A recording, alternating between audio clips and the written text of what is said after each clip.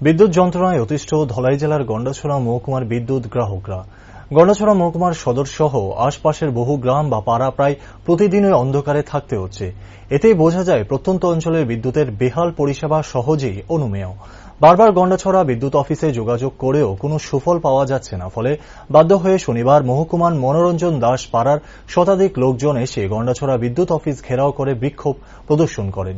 বিক্ষোভকারীদের অভিযোগ, বেশ কিছুদিন যাবৎ মহকুমার মনোরঞ্জন দাস পাড়ায় বিদ্যুৎ নেই। বিদ্যুৎ না থাকার ফলে গ্রামবাসীদের মিলছে না পানীয় জল।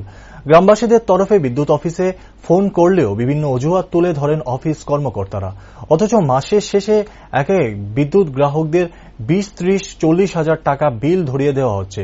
এর থেকে মুক্তি চান বিদ্যুৎ গ্রাহকরা। শনিবার মনোরঞ্জন দাস পাড়ার সকল অংশের লোকজন সম্মিলিতভাবে বিদ্যুৎ অফিস ঘেরাও করে বিক্ষোভ দেখাতে শুরু করে।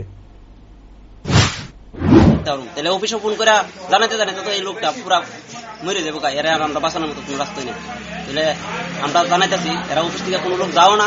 তাহলে একটা প্রবলেম হলে একটা ফিউজ দেয়, অফিস থেকে ওই অমিত আছে তাই না যায় কাজ করে দেওয়ার পরে আবার কারেন্ট যা, তাহলে আবার 1-2 দিন যা, তাহলে যাইলে আবার ফিউজ জায়গা এমনই চলছে।